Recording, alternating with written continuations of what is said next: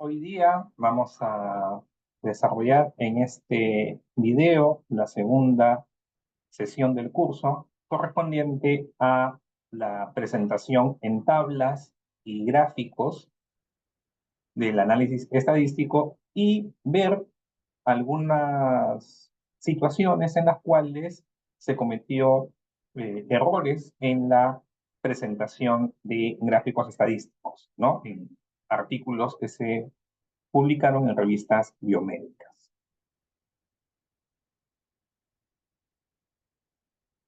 Entonces, hoy día vamos a hablar sobre las tablas estadísticas, sobre los gráficos y, como les comentaba, hacia el final, presentar errores, ¿no?, que se han podido encontrar en algunas publicaciones de revistas biomédicas. Ojo, esto es algo usual, ¿no? Encontrar estas equivocaciones y ustedes tienen que estar muy atentos, ¿no? Ante problemas, ¿no? Ante equivocaciones en la lectura crítica de los artículos. Primero recordemos a el Comité Internacional de Editores de Revistas Médicas, ¿no? Eh, en inglés, ¿no? Por las palabras que se emplean, las siglas son ICMJE, ¿no?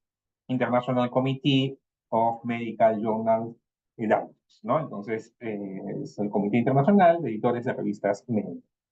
Periódicamente actualizan sus recomendaciones para la publicación, ¿no? Que es no solamente publicación, vean, el desarrollo, el reporte, la edición y publicación de trabajos académicos en revistas médicas. La última actualización es de enero de este año y usualmente cada año van haciendo una eh, revisión y actualización de sus sugerencias, de sus recomendaciones, y uno de los puntos que toca este documento es cómo se debe de presentar un artículo a una revista. Son pautas generales, porque luego cada revista tiene sus recomendaciones.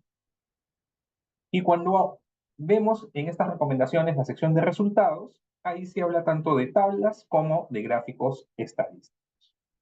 Entonces, una tabla estadística es una construcción que nos va a permitir presentar de una forma breve, no concisa, información estadística, ¿no? Buscando ser eficiente, ¿no?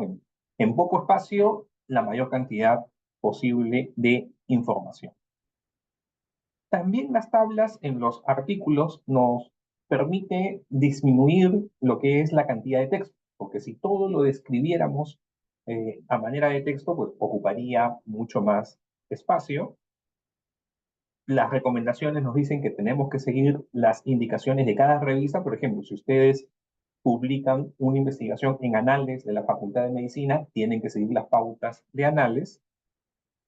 Y las tablas deben de aparecer en los artículos numeradas de forma consecutiva. Adicionalmente, se sugiere que los títulos sean cortos, explicativos. A veces no podemos resumir mucho el título y puede ser algo extenso, pero la recomendación es que sea lo más corto posible. La tabla debe estar citada en el texto, o sea, cuando uno va redactando la sección de resultados, describe un hallazgo, tabla 1, y remite a esa tabla. Cada columna debe tener un encabezado y, de ser necesario, emplear notas al pie. Entonces vamos a ver algunas tablas y recordemos una que hemos visto en la primera clase del curso, ¿no? En nuestra sesión sobre variables revisamos esta tabla, ¿no? Y si recordamos lo que acabamos de mencionar de las recomendaciones del Comité Internacional de Editores de Revistas Médicas, vean, cada columna tiene su encabezado.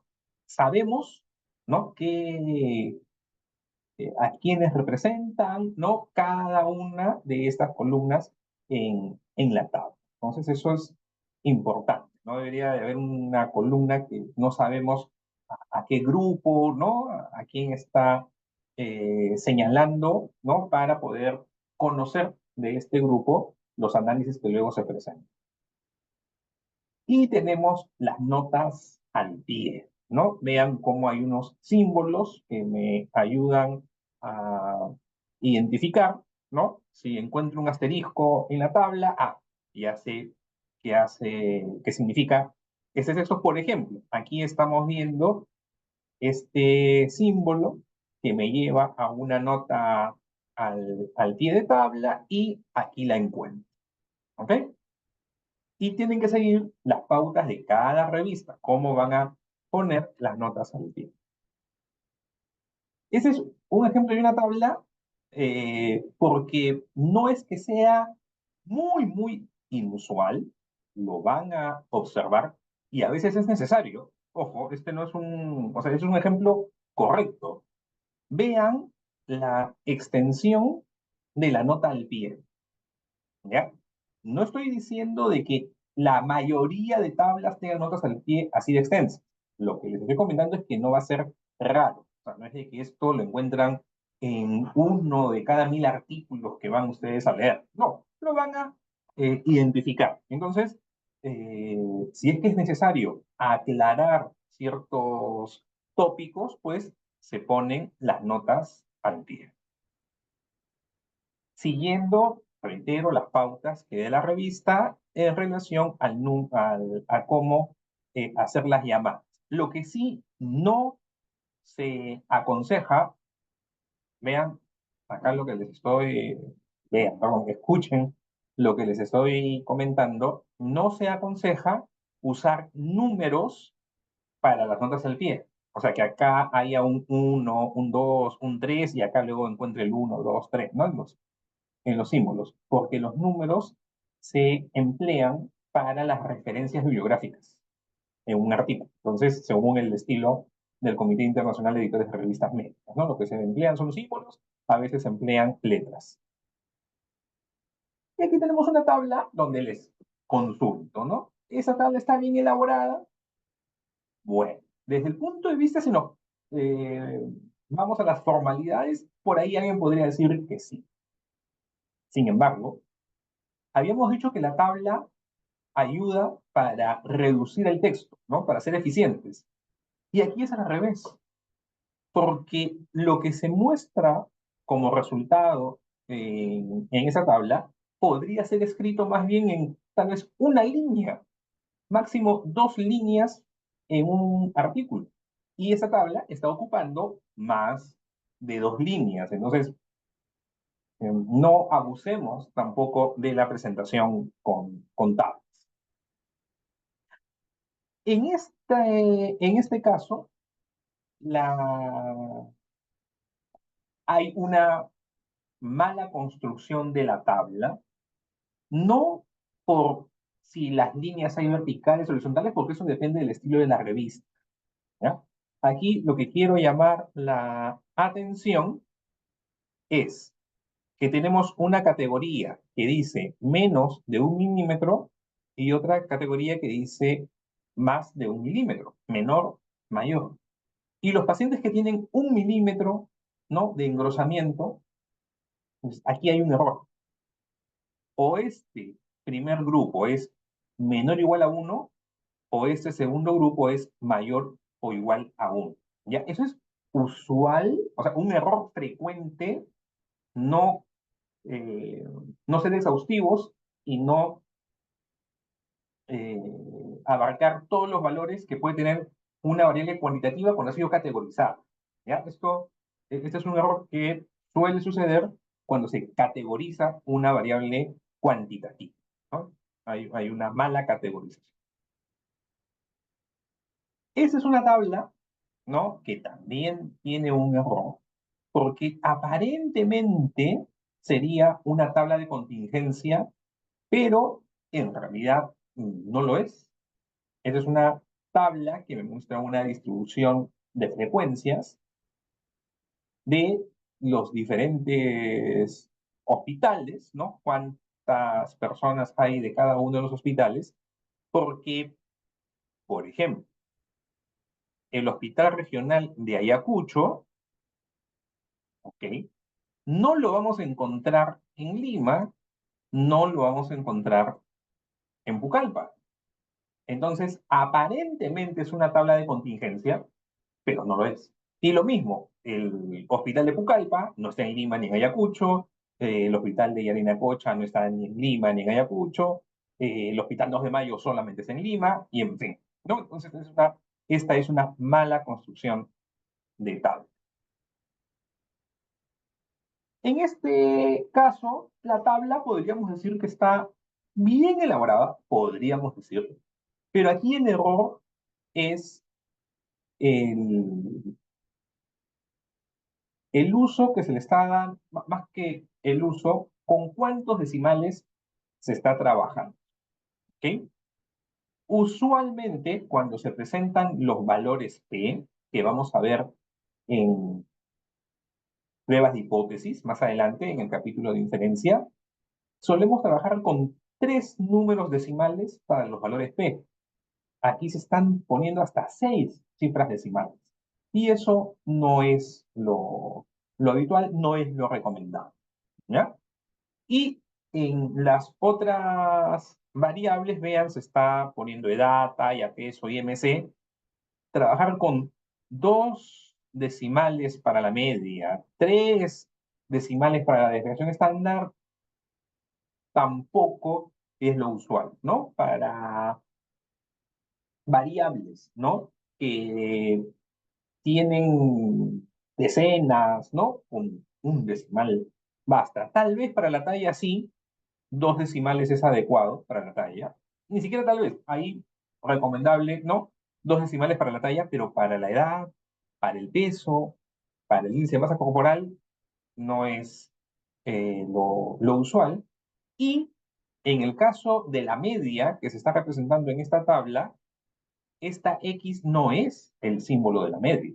No, ustedes saben que el símbolo de la media es una X con una barra en la parte superior. Entonces, lo que han puesto aquí los autores como símbolo de media tampoco es el correcto. O sea, vean cómo hay detallitos, ¿no? Que uno tiene que cuidar en la elaboración de las tablas. Esta tabla, que nuevamente, desde el punto de vista formal, ¿no? De columnas, etcétera, eh, estaría bien, tiene inconsistencias en los datos. Entonces, ustedes tienen que vigilar eso, ¿ya? En el texto se nos dice que participaron 190 niños. Y acá tenemos en esta tabla una cantidad de 186. Y vean que en el cálculo de esta prevalencia, que es una proporción, el valor es 198. Entonces ya ahí hay un error bastante severo, ¿no? Y vamos a ver más adelante, ¿no? Aquí se habla de prevalencia de sibilantes. Bueno, no más adelante, ya lo hemos conversado en la última clase, las los indicadores que me ayudan para describir una variable cualitativa, que es una razón o una proporción. La prevalencia, ¿no? La prevalencia es una proporción. Entonces no puede ser 84 en 17. Aquí hay un error. Seguramente es 17 en 84, que da 20%, pero es imposible que 84 en 17 es 20. Y además, 84 en 17 sería una razón, porque una proporción solamente tiene valores que van entre 0 y 1, recuerden, ¿no? Y para seguir identificando errores en esta tabla, es imposible que 29 de 50 sea el 12%, ¿no? Y ese error se comete aquí también, es imposible que 29 de 98 es 12%. Esta tabla es una tabla real de una revista de investigación. Y ustedes dirán, ¿cómo es que se pasan tantos errores? Sí, se pasan. Y ustedes tienen que tener cuidado. Cuando envíen artículos, sus investigaciones, a que no les cambien los datos y haya estas situaciones, y como lectores, pues identificar si es que hay estas situaciones tan llamativas de error. Pasamos ahora a los gráficos estadísticos, ¿no? Son la representación mediante una imagen de los resultados que vamos a obtener. Ya hemos tenido nuestra clase de naturaleza y escala de medición de las variables, entonces el gráfico tiene que ser seleccionado según, ¿no?, el tipo de variable. No se recomienda usar 3 dimensiones en los gráficos, ¿ya? Hay excepciones que podríamos presentar 3 variables en un gráfico, pero no es lo usual en medicina, al menos no es habitual. En otras áreas, tal vez, entonces no poner, eh, no emplear las 3 dimensiones, y obviamente no se debe de inducir a conclusiones diferentes a los hechos, ¿no? El Comité Internacional de Editores de Revistas Médicas nos dice que hay que cuidar la resolución de los gráficos, la calidad. Eh, los números y símbolos deben ser consistentes y de tamaño suficiente. ¿Esto a qué se refiere? Que en un gráfico no es necesario sobrecargar de cifras, porque un gráfico también nos da una mirada eh, rápida para hacer comparaciones, pero no necesariamente exactitud, ¿ya? Porque si no se sobrecarga, o en todo caso, ahí mejor presento una tabla, ¿ya? Pero además deben de tener un tamaño también suficiente para leer, porque a veces se ponen números en los gráficos que son muy pequeñitos y en realidad es bien difícil de poder leer. Eh, los títulos, las leyendas no deben formar parte de la imagen, ¿no? Porque, por ejemplo, en el Excel uno puede agregar el título del gráfico en el gráfico, ¿no? Cuando uno pide elaborar un gráfico, no. Acá la recomendación es que el título es texto, viene la imagen y luego notas al pie, leyendas, etcétera. Y al igual que la tabla, se deben de numerar, ¿no? Entonces, tabla 1, tabla 2, tabla 3, gráfico 1, gráfico 2, o figura 1, figura 2, dependiendo el término que use la revista, ¿ya? Por ahí tal vez ustedes encontrarán algunas discusiones que si es gráfico estadístico, que si es figura estadística. En realidad en las revistas usan de forma indistinta los términos, ¿no? Gráfico, figura, imagen, y a todo lo que es una imagen, usan el mismo término, ¿no? Entonces, en una revista biomédica uno puede tener que el gráfico 1 es una radiografía y el gráfico 2 es un gráfico de barras estadísticas, ¿ya? No hay problema, no se hace esa distinción. Entonces, ¿qué tipos de gráficos estadísticos, ¿no?, tenemos? Primero, los mapas, ¿no? Que representan esta distribución geográfica de un fenómeno, empleando lo más frecuente, la división política. Y aquí tenemos un ejemplo, ¿no?, de un gráfico tipo mapa. Usualmente se usan las leyendas con diferentes tonalidades o diferentes colores que representan niveles de algún indicador de salud. Y entonces, vean, de una manera muy rápida podemos identificar en qué regiones hay un mayor nivel, en qué regiones un menor nivel. Luego tenemos el gráfico de barras. Sirven tanto para variables cualitativas como cuantitativas, pero eh, el uso obviamente es distinto. Para variables cualitativas, el gráfico representa una frecuencia, ya sea una frecuencia absoluta, ya sea una frecuencia relativa para una sola variable, que serían barras simples, o para dos variables, que son las barras agrupadas, barras dobles. También existen las denominadas barras apiladas, ¿ya? También pueden representar tasas, y cuando se usan para variables cuantitativas, lo que representa la altura de la barra es una medida de resumen, que lo más usual es la media. Va a ser difícil, yo al menos no lo he visto, un gráfico de barras que represente la mediana, ¿ya? Lo habitual, no digo siempre, porque por ahí tal vez hay alguien que lo usó para las medianas, pero de lo que he podido yo apreciar, la altura de la barra cuando es una variable cuantitativa es la media, el promedio aritmético. Ahora, este es un gráfico de barras, pero que tiene errores, ¿ya? Entonces, ¿cuáles son los errores que vemos en este gráfico? Vean que se está usando tres dimensiones y ya hemos comentado, no hay que emplear tres dimensiones para los gráficos estadísticos. En segundo lugar, vean que las barritas, ¿no? En cada uno de estos grupos, ¿no? Y hay una leyenda que me señala cada color de barra qué significa, están juntas.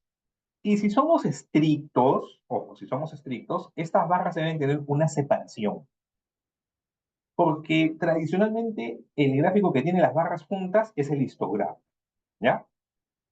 Ahora, esta es una situación, acá en el curso lo estamos presentando como un error, pero es una situación frecuente y hasta cierto nivel tolerable, ¿ya?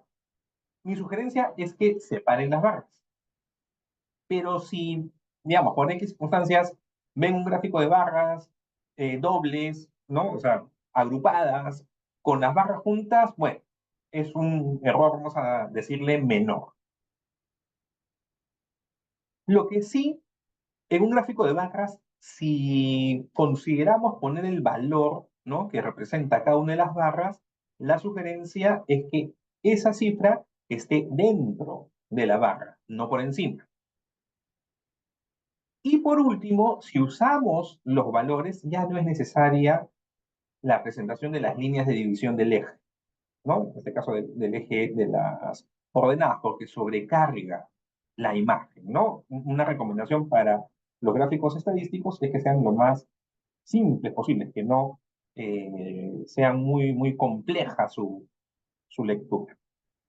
Ese es el uso de un gráfico de barras para una variable cuantitativa, donde la altura de la barra está representando el promedio, pero no se sabe la línea de error, qué es lo que representa.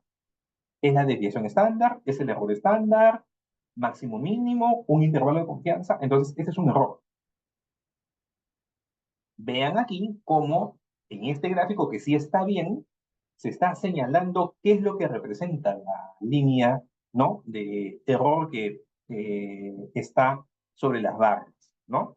En este caso, está representando la desviación estándar, ¿no? Dice, las barras de error, estas líneas, es un gráfico de barras, donde tenemos estas líneas, en inglés también se le llama barra de error, representa la desviación estándar.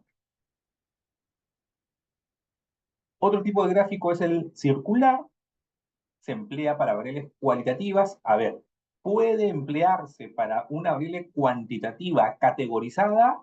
Se puede, pero el uso inicial, principal, es para una variable cualitativa, que representa la distribución de los valores de esta variable a través de frecuencias relativas, ¿no? De porcentajes, no debería de exceder de 5 categorías, de 5 valores, porque hace muy complejo el gráfico circular. Y si eventualmente empleamos un gráfico circular para un análisis bivariado de dos variables, debemos de presentar dos gráficos circulares, ¿no? Uno por cada grupo. Este es un gráfico circular y tenemos aquí también errores. ¿Cuáles son dos errores principales? Primero, la separación entre los sectores. No debe de haber esa separación. ¿Ya? La recomendación es que todos los sectores estén juntos. Y por otro lado, recuerden en la clase pasada que conversamos de distribuciones de frecuencias, cuando tenemos distribuciones de frecuencias de una variable cualitativa nominal, ¿no? La Los datos tenemos que presentarlos en orden descendente de frecuencia. Un gráfico de sectores, un gráfico circular, un gráfico de pie, un gráfico de torta, ¿no? Todos estos nombres recibe, también es una distribución de frecuencias para una variable cualitativa. Y si es nominal, como en este caso, pues los sectores deberían de estar primero empezando las 12, ¿no? Si fueran las manecillas del reloj, empezando las 12, la tajada más grande, luego la siguiente y así sucesivamente. Este es un gráfico panel, ¿no? Cuando ustedes escuchan gráfico panel, es un gráfico que tiene a su vez diferentes grafiquitos, ¿no? Entonces, este es un gráfico panel que va de la A hasta el G. El A es un gráfico de barras apiladas, ¿no? Vean acá en la parte superior, este es un gráfico de barras apiladas, pero ahorita nos concentramos en el gráfico circular, en los gráficos circulares, errores, entre otros.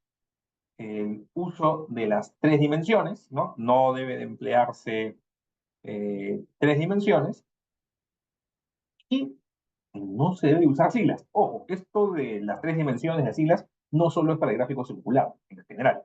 No usar tres dimensiones, no usar siglas, y si tenemos variables que son cualitativas nominales, el orden de las tajadas tiene que seguir la frecuencia descendente. El gráfico lineal es un gráfico que me representa una tendencia en el tiempo. Un indicador, no importa qué indicador sea, lo que hace es representar la tendencia de ese indicador, ya sea de un indicador de una variable cuantitativa, ya sea un indicador, ¿no? De descripción de una variable cualitativa, cualquiera.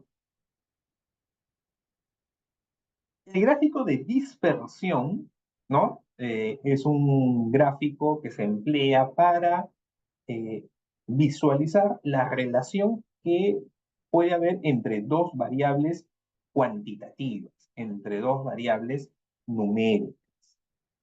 En el gráfico de dispersión se puede incluir, como está señalado en azul en el recuadro azul, la recta de regresión. Eso lo vamos a conversar ya hacia las últimas semanas del curso cuando tengamos nuestra teoría de análisis de correlación y regresión lineal.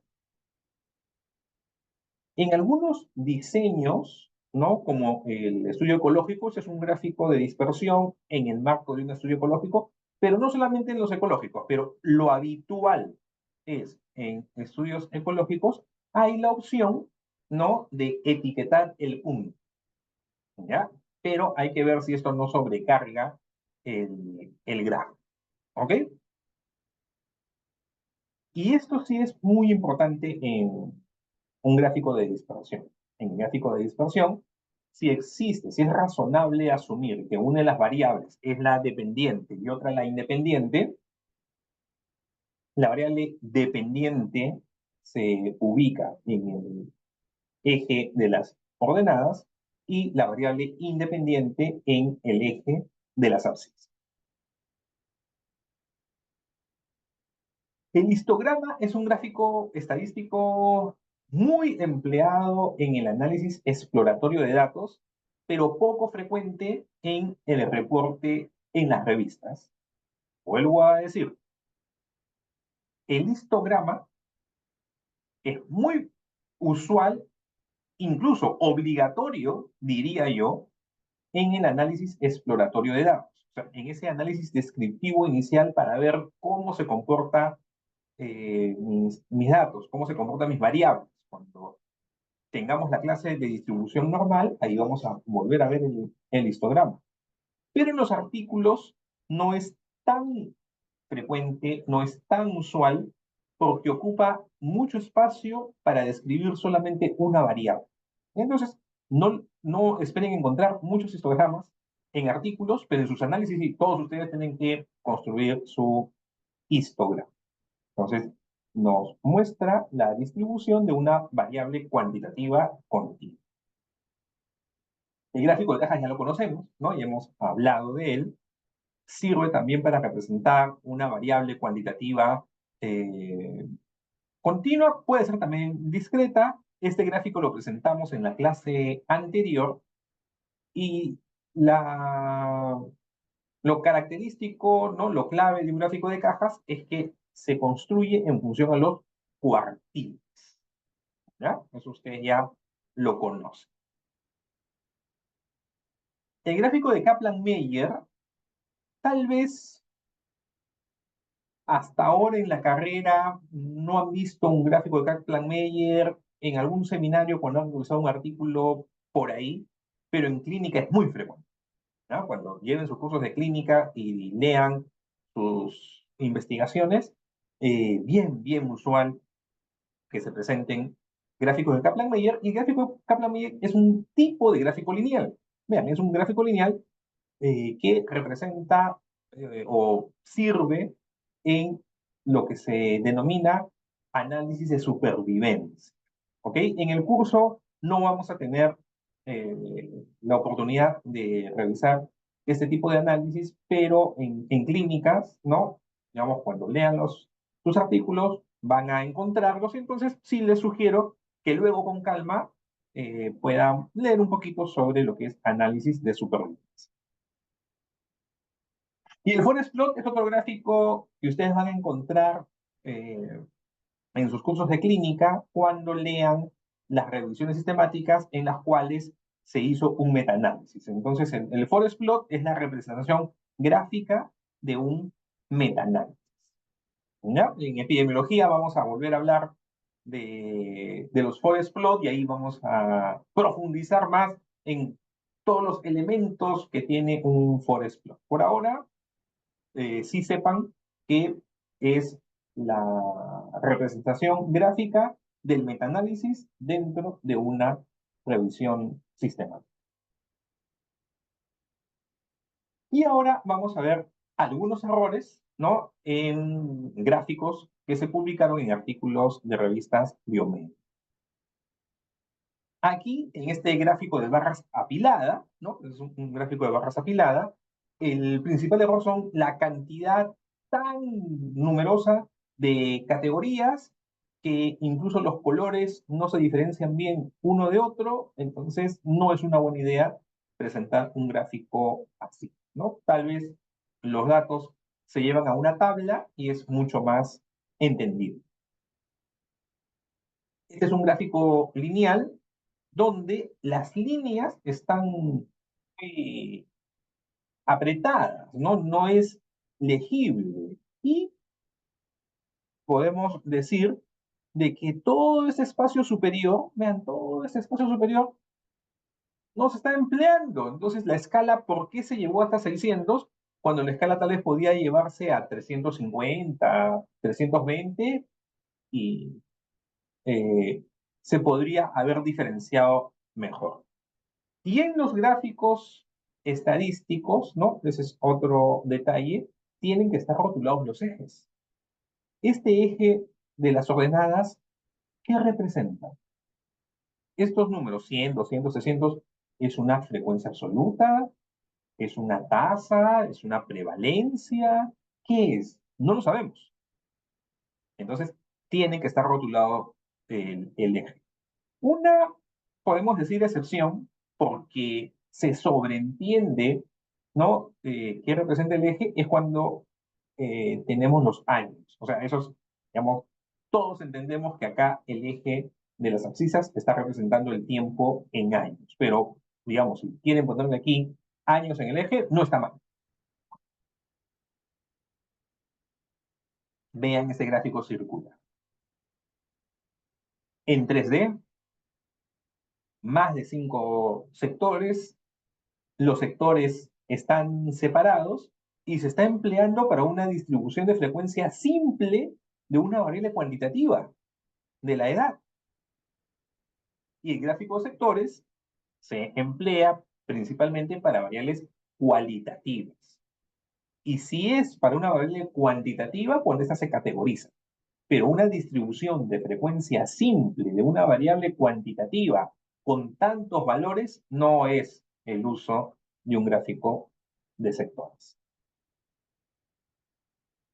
Aquí tenemos un gráfico lineal donde se está presentando, por un lado, la falta del título del eje de las ordenadas, no sabemos aquí qué es lo que se está representando. Ustedes recuerden que la frecuencia puede ser absoluta o relativa, no nos están diciendo. Luego, acá hay un año que no se está siendo considerado, que es el 2002. Entonces, también ese es un error, porque los intervalos de tiempo deben de ser eh, los puntos del tiempo, ¿no? Entonces, por lo tanto, esos intervalos tienen que ser regulares. Y no tiene sentido en un gráfico lineal porque el eje X son los puntos de tiempo, ¿no? En este caso, los años, que es el total. No hay total de tiempo. Entonces, aquí también es otro error, grave error en esta figura. Aquí tenemos un gráfico de barras agrupadas, ¿no? Donde no están separadas las barras. Hemos dicho, es un error leve, pero si podemos separarlo mucho mejor. Se están poniendo los valores, pero no dentro de la barra, cuando la recomendación es si se pone el valor que vaya dentro, y si estamos poniendo estas cifras, ya no son necesarias las líneas de división. ¿Ok? Entonces vean ahí todos los problemitas. Si se pone el símbolo porcentaje en lugar del rótulo porcentaje en palabras, bueno, es permitible, lo entendemos. Tal vez más adecuado poner la palabra porcentaje. Aquí, este es un gráfico lineal, pero que no está representando tiempo. Entonces, es un uso no adecuado del gráfico para la variable. Estas variables son, perdón, acá son diferentes categorías, ¿no? De dimensiones de lo que es una escala del medio, ¿no? Del ambiente familiar. Y acá estos son puntajes. Entonces, no es un gráfico lineal el más adecuado en este caso. Otro gráfico de sectores en 3 dimensiones, mucho más de 5 categorías, no uso de colores que confunde, un gráfico mal elaborado. Este gráfico también que se está combinando un gráfico de barras apiladas